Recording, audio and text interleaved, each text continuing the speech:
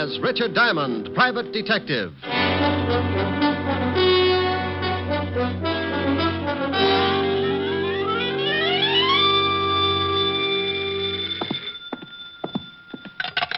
Diamond Detective Agency, a corpse to fit every pocketbook. Rick?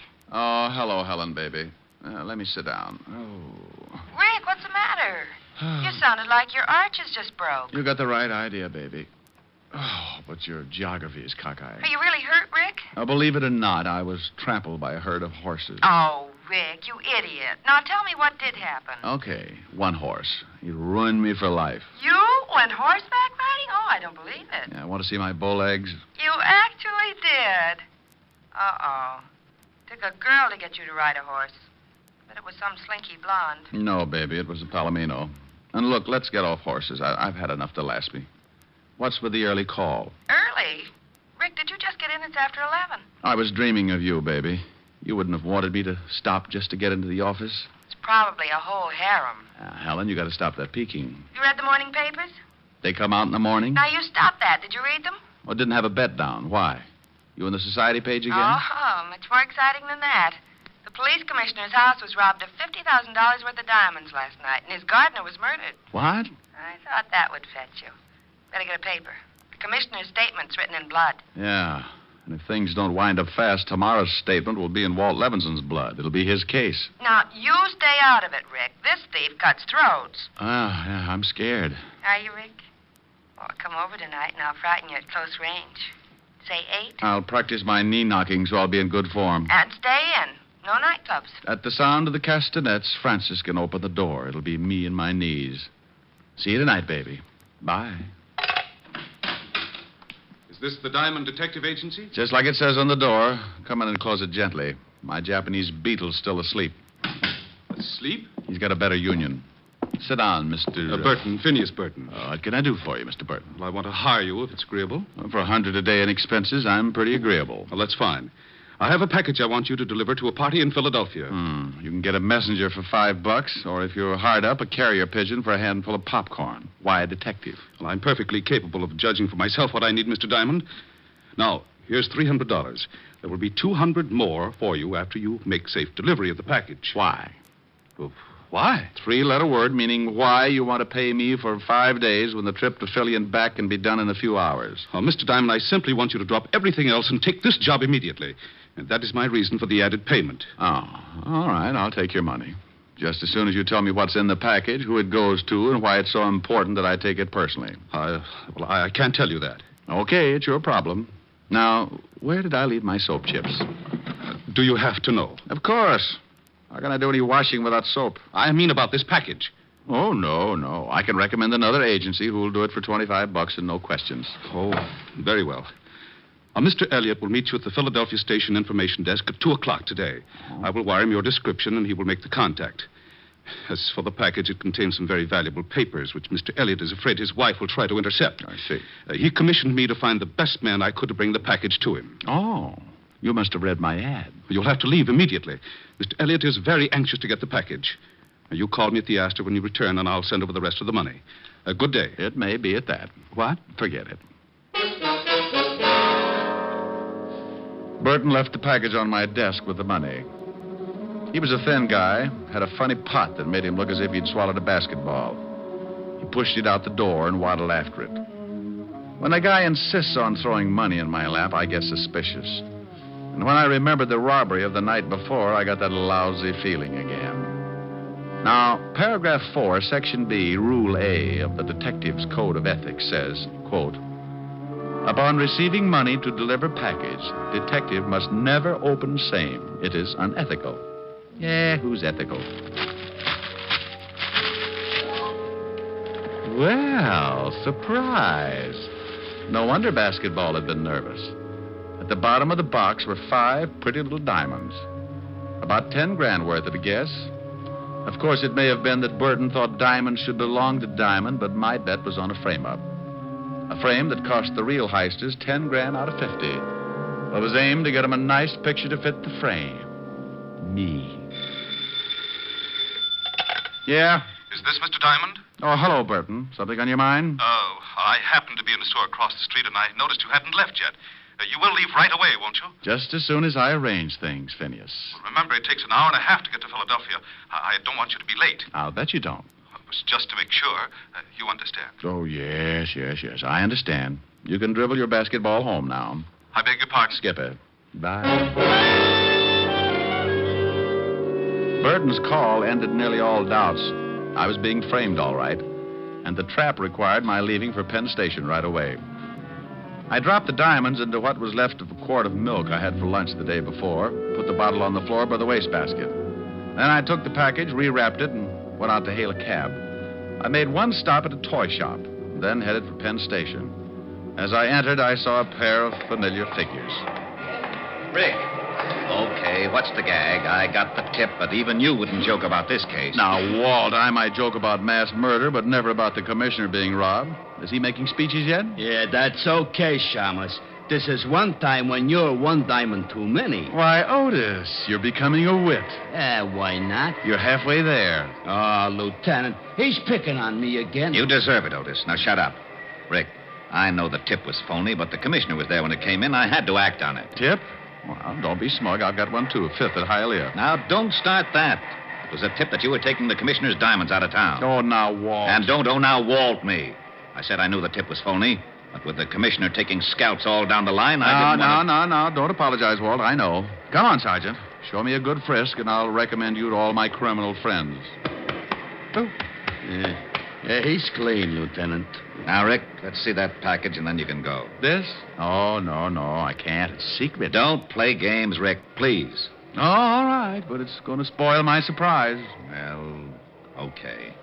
Give me your word it's got nothing to do with this case, and I won't bother to open it. No, I'm hurt. I absolutely insist that you open the package right now. But, Rick, you know I trust you. Lieutenant Levinson, do your duty. My purity must not be suspicioned. Oh, anything to get this over with. You were, What? It's only a pair of dolls. You were expecting maybe my gallstones? Oh, dolls. The Shamus plays with dolls. Better read the tag, Otis, before your ears get any longer and they draft you for a mule team. Tag? Sure. But what? To my beloved Otis from his Ricky. Oh. Rick. Now, don't be a grouch, Walt. The other one's for you. For me? Oh, no. I'm sorry, Walt. I couldn't resist it. Anyhow, you spoiled my surprise to Otis. It was our anniversary. What? Our anniversary? We ain't even related. Oh, you don't remember? Oh, Otis. Lieutenant, can I go back to traffic? I can't stand much more. Oh, shut up, Otis. Rick, if we weren't such good friends, Walt, hey, now you're upset. Upset? Why should I be upset? Just because two hoods lift 50 grand in ice from the commissioner? Or because it's dumped in my lap with the murder of the gardener? Or that I'm given 24 hours to break the case and then get a tip that leads me to a friend who decides to play games and wreck my Sergeant beyond repair? Now, why should I be upset? Otis, here you are, Lieutenant. But take it easy. That's a second bottle of bicob today. Walt, you rate an apology and I make it. I'll do better than that. I'll help you if you'll let me. Well, I can sure use your help, Rick. I haven't got a single lead. You want to look at the corpse first? May as well. Has he got a record? No. And the commissioner swears he was honest. Probably stumbled onto the thieves and they had to put him away. How about the rest of the servants? They were all out. Commissioner and his wife were at a party. They'd given the entire staff the night off, but I guess perhaps the gardener returned a little early. Yeah, well, let's go down and take a look at him. I've got a personal interest that makes me want to crack this case. Client? Call him an ex-client. I'll explain him later. Come on.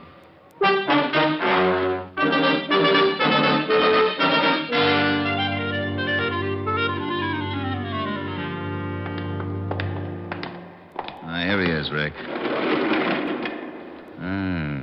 Nasty cut.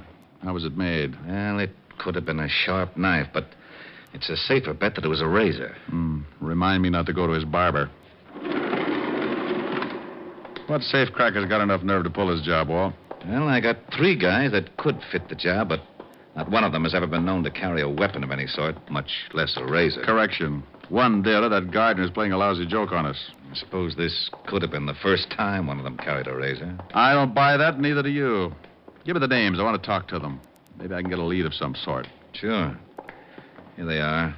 And please, Rick, call me if you get anything. If I can find a nickel. Bye.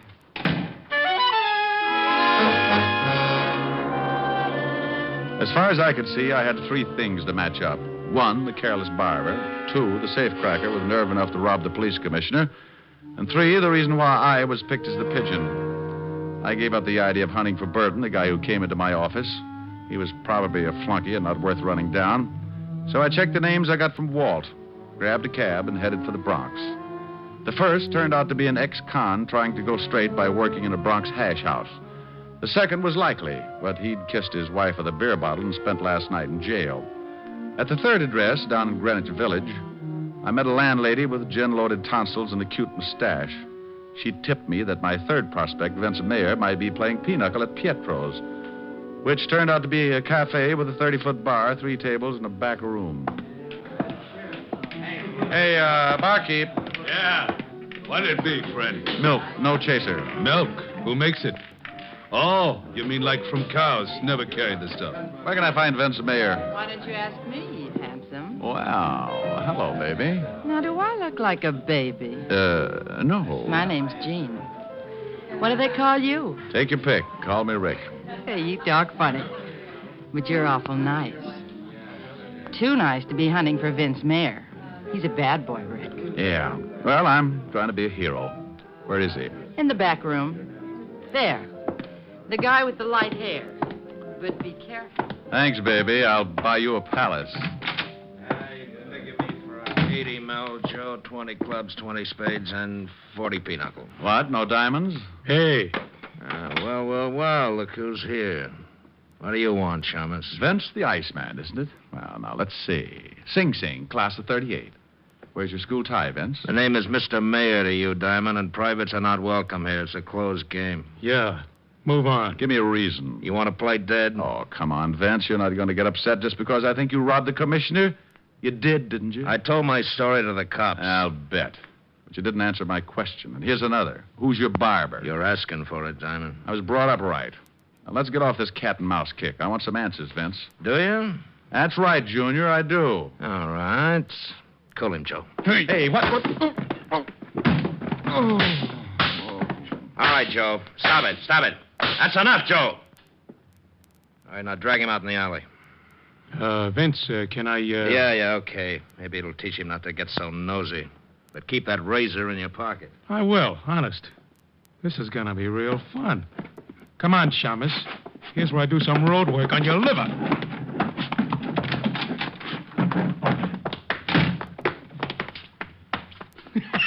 Here, Mr. Diamond.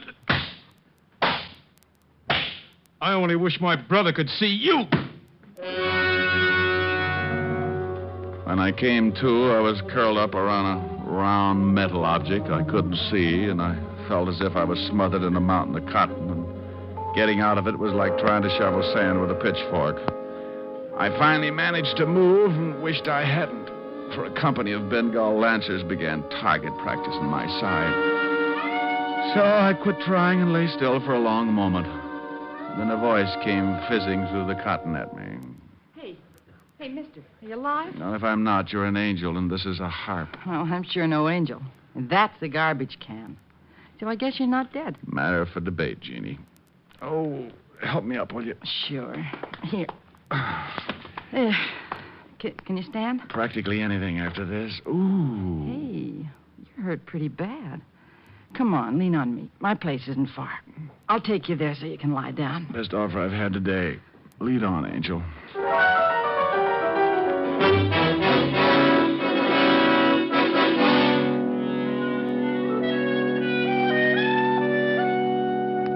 There. Now, how do you feel? I never use language like that in front of a lady. Oh, I'm no lady. I'm a waitress at Pietro's. I heard the noise in the back room. When you didn't come out, I took a look. Ooh. Gee, does your head hurt, baby? Like all my relatives who are inside digging for gold. With luck, I can open my eyes and they won't fall out. You know, we might have had a lot of fun together if you weren't all banged up like this. I'll take that remark up with you later, honey. I'm not usually the kind of guy who runs out on pretty girls, but I only wanted to get my hands on the gonif who tried to kick my brains out. So I took Jean's number, filed it under, for later investigation, and stumbled out into the street. My head was clearing, but it was as slow about it as a dummy doing a striptease. Maybe that's why I didn't notice when I came out of the house that I had two guys for company.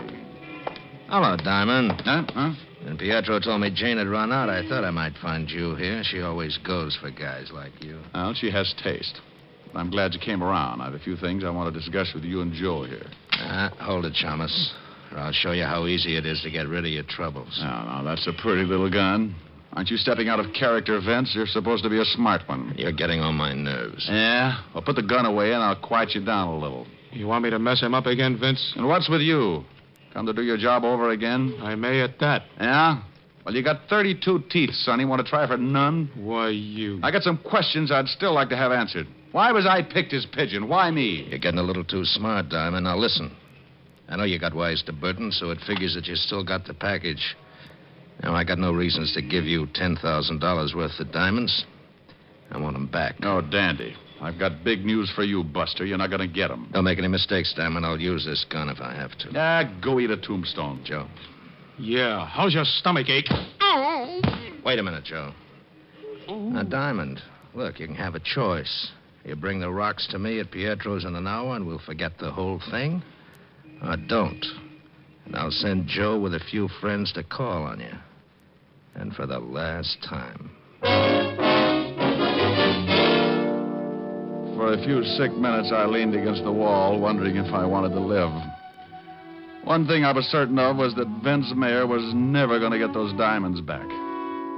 Or was he? An idea began to percolate in my head to the tune of an old rhyme about a goose and a gander. And I got inspired enough to sit up and forget my aching ribs. When it simmered into a full-scale boil, I grabbed a cab, went back to my office, and got the diamonds out of the milk bottle where I'd hidden them. Then I headed for the village fast. I was soon banging on a door there like a drummer playing Bob. So I owe you money. Hold your horses. Well, if it ain't my cripple. I got the bruises to prove it. Come on in. Are you really recovered? What? Oh, no, not that much, Angel. Then? I need some answers. What do you know about Vince and Joe? Not too much. Enough to dislike 'em plenty. That Vince got me canned for leaving Pietro's to take care of you. That's why I'm back home. I know he's a smoothie, and I think he's a big-time jewel thief. Now, that much I know. How about Joe, the dog-faced boy? Him, he's just a punk. I think his real name is Fanchi or Franchetti or some such thing. Franchetti? Yeah. I don't know why, but they call him Joe the Barber. Oh, Joe the Barber. Yeah.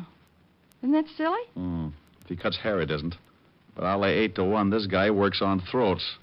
Thanks, Angel. You've tied up my 3 points. What are you talking about? Your friend Vince Mayer lifted 50 grand in ice from the police commissioner last night, and his accomplice, Joe, gave the gardener a shave. You mean murder? On the button. The gardener's throat was sliced from life to death. And now, baby, look. How would you like to earn $100? Sure. Is it legal? Well, no. I'll take it.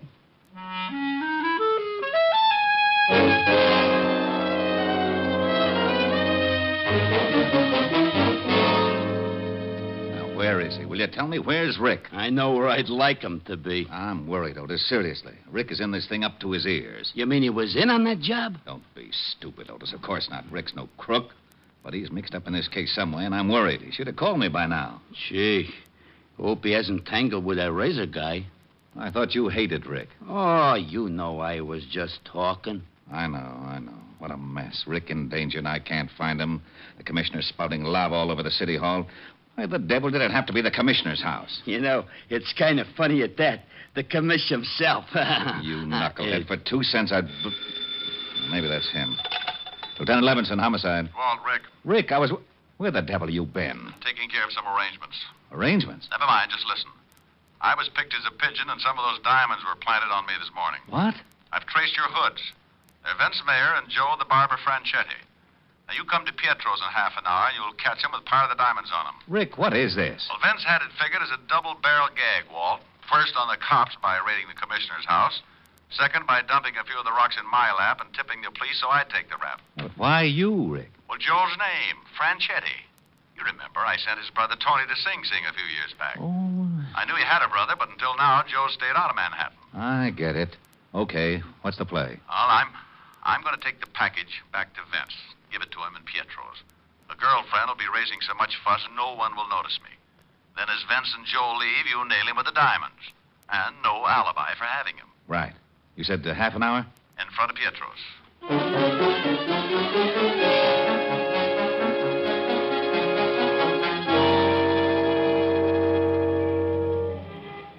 Take a peek, Angel. Through the window. There's my party at the back table. Now, you know what to do. Yeah. I keep yelling till you get back to me. Right? As rain. I'll make it a good one. I got good lungs. Let's go in.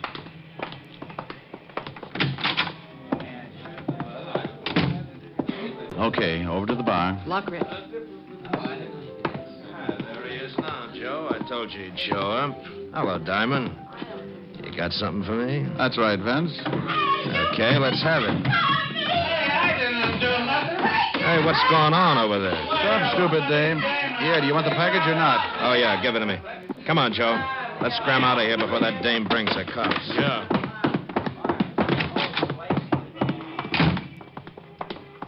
That's an easy way of getting back the 10 grand, ain't it, Vince? Shut up. Come on. Take it easy now. Okay.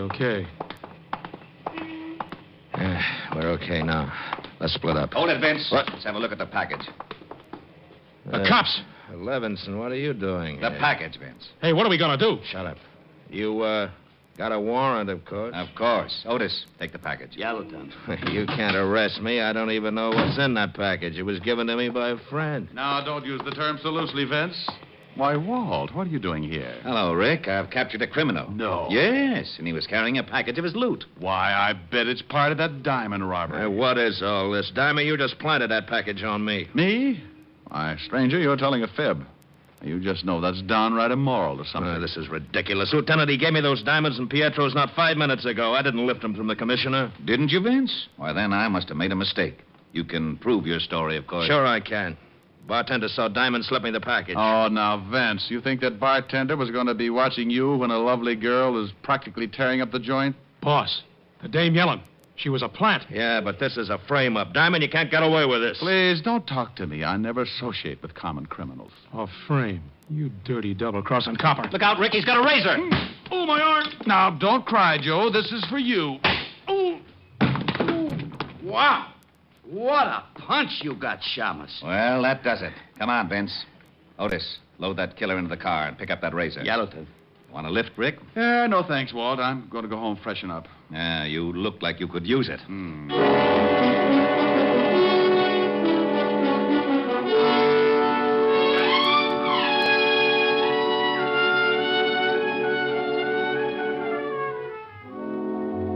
I left Walt and headed for my apartment, where I grabbed a stomach full of vitamins and planted myself under the hot shower. It felt so good I fell asleep. And if Walt hadn't phoned, I'd have probably become the only man in history to drown in the shower. Walt shocked me wide awake with the news that he was holding a $1,000 reward for me. I gave him my nicest thank you and made a mental note to drop by and give half of it to Jean to make up for her losing her job. Around about 8 o'clock, after I'd taken care of dividing the reward, I steered for 975 Park Avenue, made it with no trouble, and rang the bell to Helen's apartment. Oh, good evening, Mr. Diamond. Miss Asher's expecting you, sir. She's in the library. Thank you, Francis. How's your health? My health, sir, is very good, thank you. Well, now, this may come as a shock. But, Francis, about the money I owe you. Oh, don't fret about it, sir. We'll tell. I'm going to pay you what I owe you. You're going to? Oh, dear. Perhaps I better sit down. Oh, my word. Oh, there, Francis. Rick, darling, is that you? It ain't Tom Swift, baby. Come on in the library. Well, okay. But it'll do you no good, my dove. I'm a cripple, a battle-torn veteran. Well, I don't want your muscles, Rick. I'm blue, and I want you to sing to me. Oh, Helen, baby, I don't want to sing. I want Rick, I'm blue. I need cheering up. Now be nice and sing. Well, okay, honey. How's this, huh? I can see, no matter how near you'll be, you'll never belong to me, but I can dream Can't I pretend that I'm locked in the den of your embrace? For dreams are just like wine, and I am drunk with mine. I'm aware my heart is a sad affair. There's much disillusion there, but I can dream, can't I? Can't I adore you? Although we are oceans apart, I can't make you open your heart, but I can dream, can't I? Well, there. Still feeling blue, baby? Oh, Ricky, come here. Here I am. Oh, now I'm contented. You in my arms, my bills paid off, and my bills... Oh, for Pete's sake, I forgot Francis. Francis? Rick, what are you talking about? Come with me, I'll show you. Now, there he is. Francis, you all right? Oh, yes, sir. I think so, sir. Rick, will you tell me what's going on in my own home? Well, honey, I paid Francis off, and the shock of having to give back my gun and badge undid him. Oh, well, are you feeling better, Francis? Not very much, Miss Asher. It's that badge and license. Will you miss him that much, Francis? Well, sir, to be very honest, there's a waitress in a tea shop down the street with whom I've been, if you'll pardon the expression, having a fling. Francis, you? Oh, that's not the worst, Miss Asher. I'm afraid I've been a bit of a fraud with her as well. In fact, with several of the waitresses there. Now, wait. Where does my badge and license enter into it? Did you hock them for crumpets? Oh, much worse, Mr. Diamond. You see, to all the waitresses of Miss Tuppingham's tea shop, I am Richard Diamond, private detective. Oh,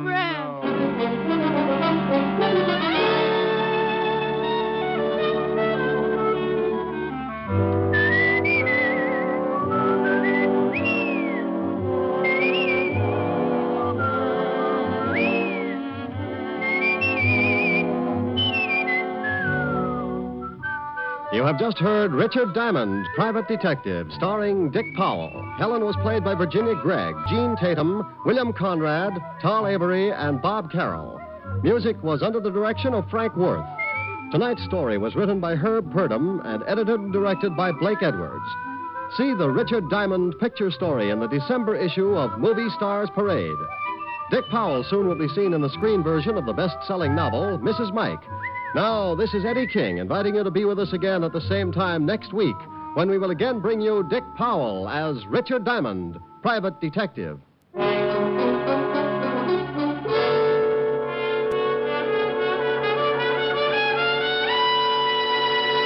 Listen tonight to NBC for a star lineup of entertainment. Every Saturday on NBC, you can hear such stellar programs as Hollywood Star Theater, Ralph Edwards' Truth or Consequences, Your Hit Parade, A Day in the Life of Dennis Day, The Judy Canova Show, Grand Ole Opry, and songs by Morton Downey. There's always a program of interest on NBC, so keep tuned here. Shortcut to Death with Fred McMurray is next on NBC.